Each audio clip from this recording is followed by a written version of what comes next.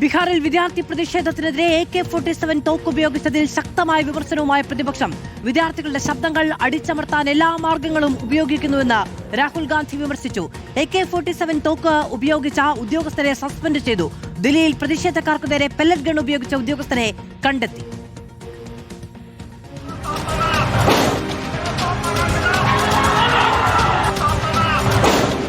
സിവാൻ ജില്ലയിലെ വിദ്യാർത്ഥി പ്രതിഷേധത്തിന് നേരെ AK-47 തോക്ക് ഉപയോഗിക്കുന്നതിന്റെ ദൃശ്യങ്ങളാണ്. പ്രതിഷേധത്തിൽ 3 പേർക്ക് വെടിയേറ്റു. ഇവർ പട്ന ആശുപത്രിയിൽ ചികിത്സയിലാണ്. വിദ്യാർത്ഥികളെ ഇങ്ങനെയാണോ കൈകാര്യം ചെയ്യേണ്ടത് എന്ന ചോദ്യം പ്രതിപക്ഷം ഉയർത്തുന്നു. മോദി സർക്കാർ ഉറപ്പുകളിൽ നിന്ന് പിന്നോട്ട് പോയെന്ന് രാഹുൽ ഗാന്ധി ആരോപിച്ചു. വിദ്യാർത്ഥികൾക്കെതിരെ കേസ് രജിസ്റ്റർ ചെയ്തു.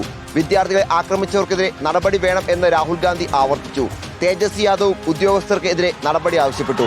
ദൃശ്യങ്ങൾ വ്യാപകമായി പ്രചരിക്കുകയും സർക്കാർ സമ്മർദ്ദത്തിൽ ആവുകയും ചെയ്തതിനു പിന്നാലെ സംഭവത്തിൽ നടപടിയുണ്ടായി. AK-47 ഉപയോഗിച്ച കോൺസ്റ്റബിൾ അഭിഷേക് പട്ടേലിനെ സസ്പെൻഡ് ചെയ്തു. ദില്ലിയിലെ CJP പ്രതിഷേധത്തിന് എതിരായ പോലീസ് നടപടിയിൽ അമിത്ഷാ മാപ്പ് പറയണമെന്ന് പ്രതിപക്ഷം ആവശ്യപ്പെട്ടു.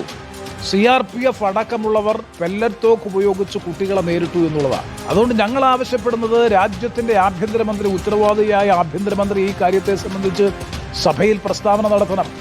ജനങ്ങളോട് പരസ്യമായി മാപ്പ് പറയണം. പാർലമെന്റ് മാർച്ചിൽ പെല്ലറ്റ് ഗൺ ഉപയോഗിച്ചുള്ള ആക്രമണത്തിൽ 5 പേർക്ക് പരിക്കേറ്റെന്ന് കണ്ടെത്തി. CP മേഖലയിൽ വിന്യസിച്ച ഉദ്യോഗസ്ഥനാണ് പെല്ലറ്റ് ഗൺ ഉപയോഗിച്ചത്. 7 റൗണ്ട് പ്രതിഷേധക്കാർക്ക് എതിരെ വെടിയുതിർത്തു. CJP പ്രതിഷേധത്തിലെ പ്രധാനമന്ത്രിക്കെതിരെ അപകീർത്തി പോസ്റ്റുകൾ നീക്കം ചെയ്യാൻ ദില്ലി പോലീസ് നടപടി ആരംഭിച്ചു. അധിക്ഷേപ വീഡിയോകൾ പങ്കുവച്ച അക്കൗണ്ടുകൾ നിരീക്ഷണത്തിലാണ്.